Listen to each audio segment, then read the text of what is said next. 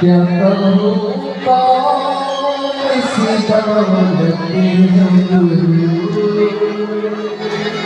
मेरा जीवन मेरी दुनिया मेरी जन्नत है क्या कहूँ कैसी दौलती है मेरा जीवन मेरी दुनिया मेरी जन्नत है। जब ये जी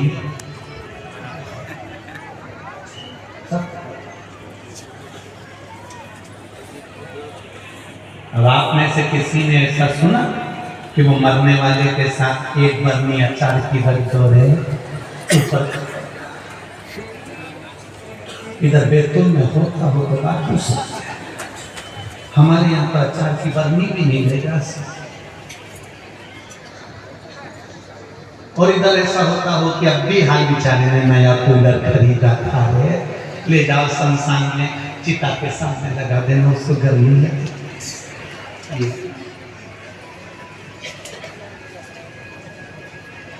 और किसी ने कह दिया हो हमारे दादाजी मरे इतने पैसे वाले करोड़पति थे इनको 25 लाख की गाड़ी में लेके चलो नी कौन लगाया जाएगा 100 वाहन बुलाया जाएगा अलग से वाहन बनाया गया 100 वाहन घर की एक भी गाड़ी डोकरे के लिए बुढ़े के लिए मरी हुई बॉडी के लिए फिर काय को खुला खुला फिरता है फिर क्यों कहते हो तुम हमें जानते नहीं हो। कई लोग कट में कह देते हैं मेरा समय आन दो तब मैं बताऊंगा कि मैं हूं और एक दिन छाती में दर्द हुआ और उसको नागपुर ले गए और डॉक्टर ने कह दिया इसका समय आ गया तब समझ में आया कि समय आना उसको कहते हैं और इतने दिन से चिल्ला चिल्ला के कह दिया था मेरा समय आन दो मैं बताऊंगा हूं क्या मेरा समय आन दो मैं बताऊंगा हूं क्या और एक दिन छाती में दर्द हुआ ने नागपुर ले गए पटक के और वह डॉक्टर ने कह दिया समय आ गया। अब परिवार वाले बोल रहे समय आ गया वो आंख से आंसू डाले मैं तो अक्कड़ में कहता था कि मेरा समय आन दो पर समय तो परमात्मा के हाथ में है घड़ी हमारे हाथ में है। अच्छा लाएगा बुरा लाएगा कैसा लाएगा ये बोला सकता है सुख का लाएगा दुख का लाएगा खुशी का लाएगा गम का लाएगा ये उसके ऊपर है। आप आय बढ़ाने के साधन के साथ में उम्र बढ़ाने का साधन करिए किसी के चेहरे पर स्माइल देने का कार्य करिए किसी के पास जाकर मात्र 1 रुपया मत दो आप मत दो करोड़ों की जायदाद आप मत दो 1 रुपया भी पर उसके पास जाकर के लोग खड़े हो जाओ उसकी दुख की घड़ी में थोड़ी देर बल दे दो उसकी दुख की घड़ी में थोड़ा देर खड़े हो जाओ उसको सुख का अनुभव होने लगेगा उसको आनंद का अनुभव होने लगेगा कोई मेरे पीछे खड़ा होने वाला है।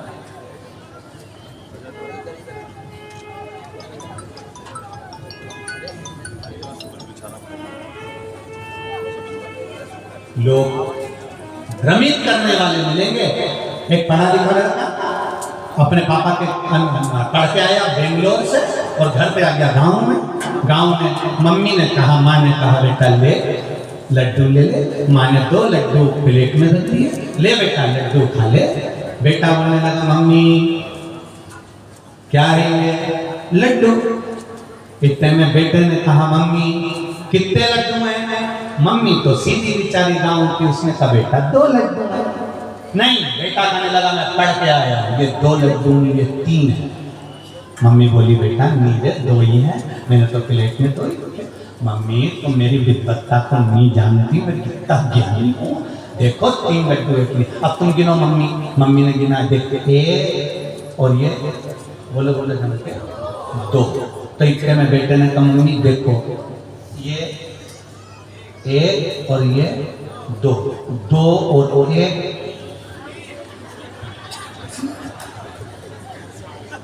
मतलब बेतुल वाले भी गिनने पड़े हो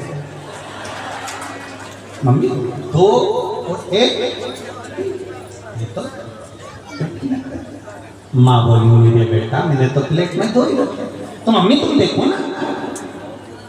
अब चलाने वाला व्यक्ति कैसा चला रहा है देखो, 1 2 2 और 1। फिर कहा मम्मी कितने, मम्मी बोली 2 ही। छोरा बोले अभी देखो वापिस गिनो, मम्मी ने गिना 1 2 2 और 1। इतने में पिताजी आ गए, पढ़ा लिखा लड़का इतनी बात कर रहा है तुम्हें भी सुन लो। अब वो बेचारा गांव का व्यक्ति बैठ गया और बैठकर सुन रहा था। मम्मी कितने लड्डू, मम्मी बोली 2 और मम्मी 2 बोले और छोरा के 3। इतने में पिताजी ने पूछ लिया क्या हो गया बेटा, पापा लड्डू कितने। अब इसका बाप जब औलाद ऐसी है तो बाप कैसा होगा, लड्डू कितने। पिताजी ने कहा बेटा 3। इतने में बेटा खुश होकर बोला देखो मम्मी पापा कितने पढ़े लिखे हैं। मम्मी बोली उसका करूँ मैं बताओ, दिख तो 2 ही है। बाप 3 बोल रहा है, छोटा भी 3 बोल रहा है। इतने में बाप तो बाप था, बाप ने कह दिया बेटा लड्डू 3 ही है, 1 मैंने उठा लिया, 1 तेरी मम्मी ने उठा लिया, अपन दोनों प्रेम से खा लो, तीसरा ये खा लेगा। माँ ने और बाप ने दोनों खा गए। बोला मम्मी लड्डू, मम्मी बोली तेरे बाप ने 3 कर। विचार करो लड्डू 2 को 3 करता है तो विचार करा गया। महाराज आय बढ़ाने के साथ में आयु बढ़ाओ, आयु बढ़ाओगे तो जीवन का एक आनंद तत्व प्राप्त होगा। सुख कैसे होगा, धन करोड़ों का कर लिया और आयु नहीं, उम्र नहीं, तो फिर क्या करें।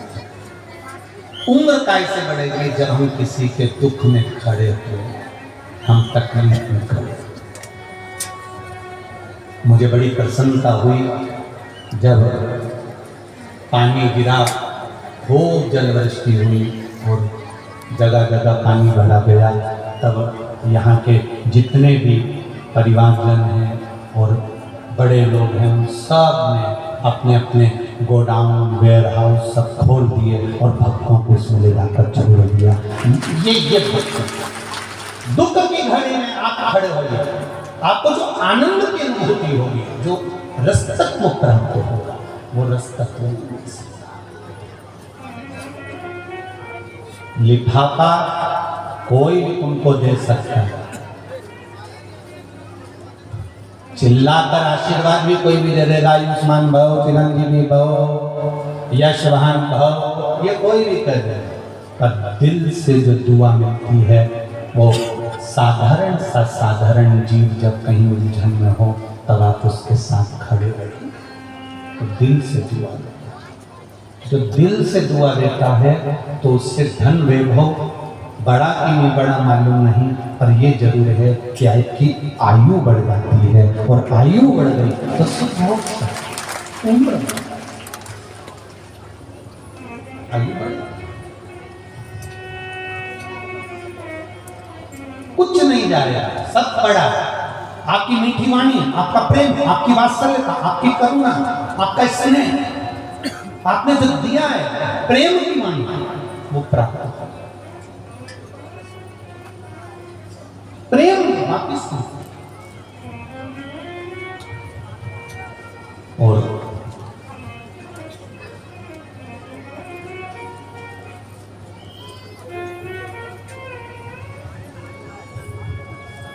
प्रेम वहीं हम जब दूसरे को देखते हैं तो प्रेम हमको प्राप्त होता है।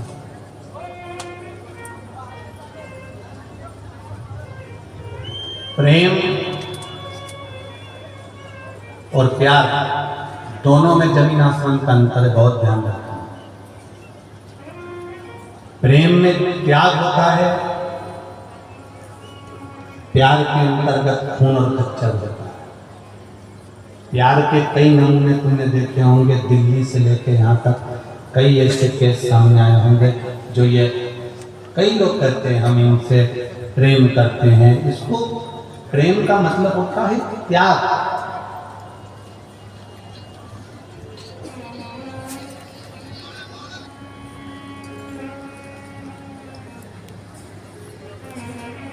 जब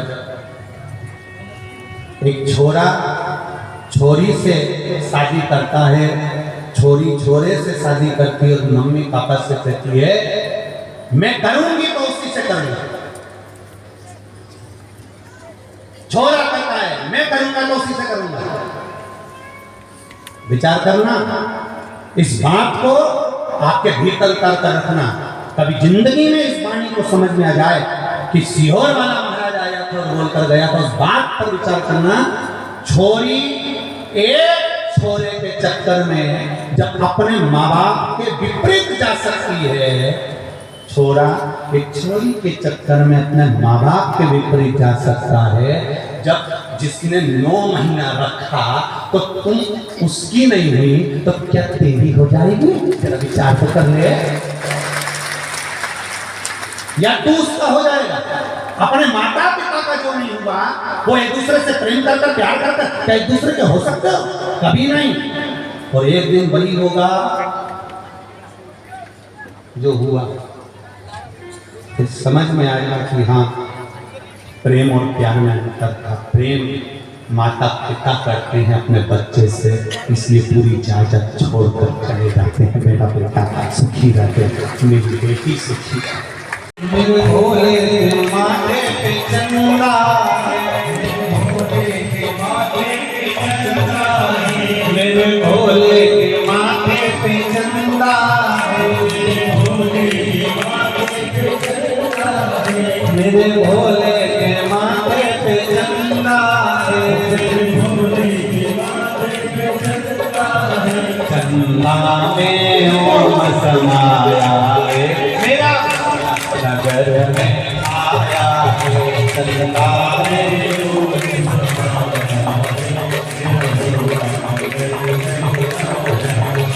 मेरा भोला नगर में आया है, मेरा भोला नगर में आया है। ओ हरि ओम में ओम समाया है, मेरा भोला नगर में आया है।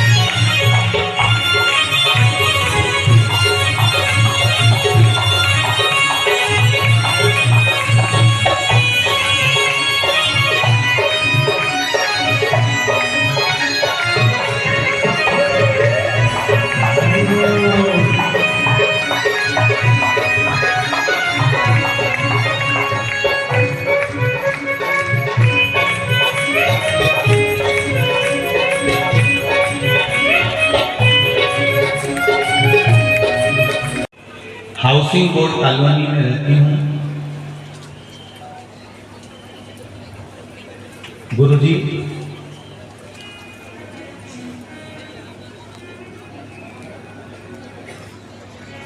संचिता इंचुलकर कहीं बैठी हूँ, मैं बैतुलगंज हाउसिंग बोर्ड कॉलोनी में रहती हूँ। शादी को 4 साल हो गए थे पर कोई संतान नहीं थी। गुरुदेव डॉक्टर को दिखाया तो बताया कि गर्भाशय में गठान है, गर्भाशय की गठान का ऑपरेशन कराना पड़ेगा, उसके बाद भी ये चांस नहीं है कि आपको संतान हो। गर्भाशय की जो गठान है उसके बाद भी आपको संतान होगी, इसका कोई हम पक्का नहीं कह सकते क्योंकि संतान का सुख तो आपके देंगे। गुरुदेव हरतालिका तीज की फुलेरा वाली कथा आपकी हिंगोली में चल रही थी, आप लोगों ने भी सुनी होगी। उस कथा को मैंने सुना और टीवी के सामने बैठकर ही बाबा से विनती करी कि बाबा मेरे गर्भाशय में गठान है और डॉक्टर मना कर रहे हैं कि गर्भ नहीं ठहरेगा, संतान नहीं होगी और ऑपरेशन मुझे कराना नहीं है, बाबा कृपा करो। बाबा की ऐसी कृपा हुई गुरुदेव कि 3 महीने भी पूरे नहीं हुए और बाबा की कृपा से मेरा गर्भ ठहर गया और मेरा गर्भ ठहरा। आज बाबा की कृपा से मेरे बाबा ने मेरे गर्भ को ठहरा कर रखा और मेरे बाबा की कृपा से आज मेरे गर्भ में जो गठान है उसको डॉक्टर को दिखाया गया तो गठान गायब हो गई और केवल मेरे गर्भ में संतान है। ये मेरे शिव की कृपा। बैठिए, अगर कहीं बैठी हो। श्री शिवाय शिव तत्व इसको आप मुझे आज्ञा करो, मैं क्या कर सकता हूँ। जब जब धर्म की बात आए, जब जब भगवत भजन की बात, जम के बोलो जरा, 12 बजे तक रहेगा, विराम दिवस रहेगा, 1 दिवस की कथा हो रही है। और हमारे यहाँ पहले से नियम है, हमारे यहाँ अगर कोई मेहमान आता है तो वो मेहमान 2-4 दिन रहने के बाद जब जाता है तो जाते जाते मेहमान हमारे घर के बच्चों को कुछ ना कुछ देकर जाता है। उसी तरह महादेव भी कल जब यहाँ से जाएगा तो मुझे विश्वास से कुछ ना कुछ देकर जाएगा। खाली नहीं रखेगा,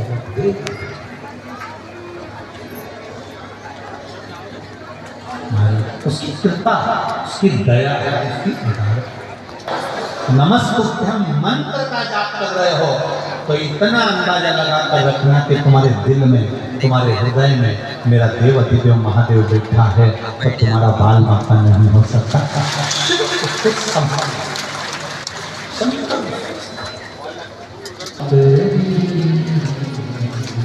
सबसे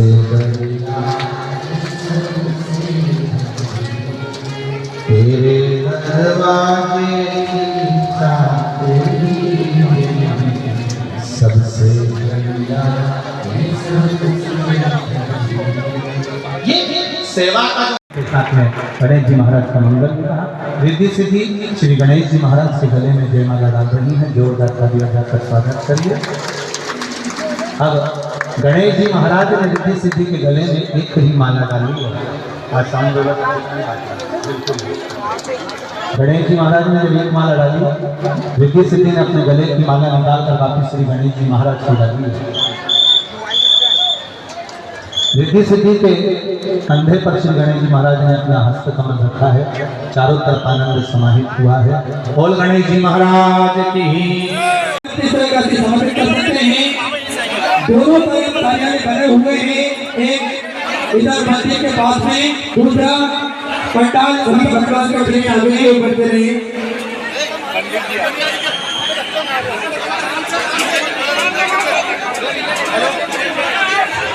सभी भक्तों से निवेदन है अति शीघ्र आगे भी और बढ़ते जाएं। देखिए निवेदन है पूर्ण रूप में ना करें, दूर से ही आप सभी कथामृत का लाभ लें, दूर से ही दर्शन का लाभ ले सकते हैं। सभी भक्तों से निवेदन है आगे की ओर बढ़ते रहे, श्री शिवाय वस्तु का नाम निरंतर करते रहे। बिना सभी भक्तों से निवेदन